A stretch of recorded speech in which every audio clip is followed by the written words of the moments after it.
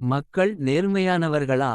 ஒரு நாள் அக்பர் தனது அரசவையில் கூடியிருந்தவர்களிடம், எனது அரசாட்சியில் மக்கள் நேர்மைக்கு எடுத்துக்காட்டாக வாழ்வது எனக்கு மிகுந்த மகிழ்ச்சியை அளிக்கிறது.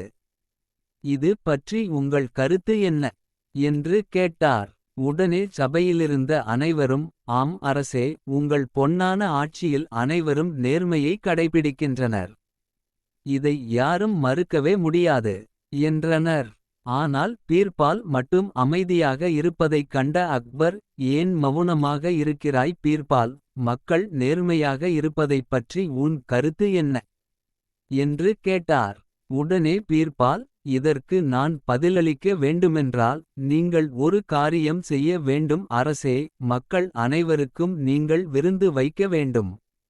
விருந்துக்கு வரும்போது ஒரு குடத்தில் பால் கொண்டு வர வேண்டும் என்று உத்தரவிட வேண்டும் என அக்பரிடம் வேண்டுகோள் வைத்தார். பீர்பால் கேட்பதில் ஓர் உள்ளர்த்தம் இருப்பதை உணர்ந்து கொண்ட அக்பர், உடனே விருந்து பற்றி பொதுமக்களிடம் தெரிவிக்கும்படி உத்தரவிட்டார். தண்டோரா போட்டபடியே அனைத்து வீதிகளுக்கும் சென்ற அரசவை அறிவிப்பாளர், நமது பேரரசர் அனைவருக்கும் விருந்து வைக்கிறார். விருந்துக்கு வருவோர் கண்டிப்பாக ஒரு குடத்தில் பால் கொண்டு வர வேண்டும். இது அரசு உத்தரவு என்று உரத்த குரலில் அறிவித்தார். இதை கேட்டு குழப்பமுற்ற மக்களில் பலர், அரசர் விருந்தளிப்பது மிகுந்த மகிழ்ச்சிக்குரிய விஷயம் தான். ஆனால் குடத்தில் எதற்காக பால் கொண்டு செல்ல வேண்டும் என்று ஒருவரை ஒருவர் கேட்டுக்கொண்டனர். அங்கிருந்த பெண்கள், சரி, ஒரு குடம் பால் தானே, கொண்டு போய் என்ன நடக்கிறது என்று பார்ப்போம் என்று குழப்பத்துடன் கூறிவிட்டு அங்கிருந்து நகர்ந்தனர். அரசர் அறிவித்த விருந்து நடைபெறும் நாள் வந்தது.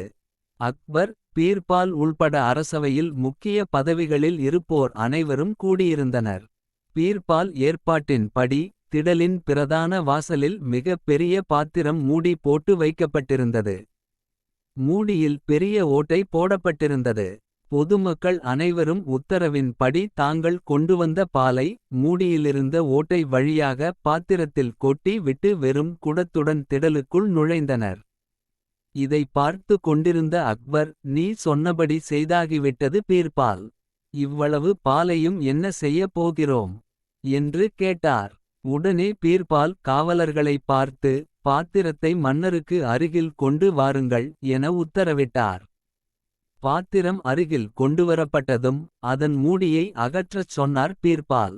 மூடி அகற்றப்பட்டதும் பாத்திரத்தை பார்த்த மன்னர், அதில் வெறும் தண்ணீர் மட்டுமே இருப்பதைக் கண்டு அதிர்ச்சியில் உறைந்து போனார்.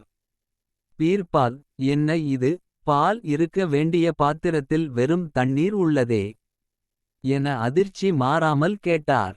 ஆனால் இதை முன்பே எதிர்பார்த்தது போல நிதானமாக பேசிய பீர்பால், மக்களின் நேர்மை பற்றி என்னிடம் நீங்கள் கேட்ட கேள்விக்கு இதுதான் பதில் அரசே.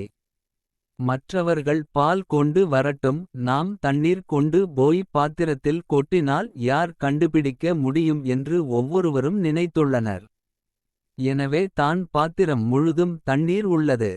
கூட இருப்பவர்களின் பேச்சை கேட்டு எந்த முடிவுக்கும் வந்து விடக்கூடாது அரசே என்று சிரித்தபடியே கூறினார்.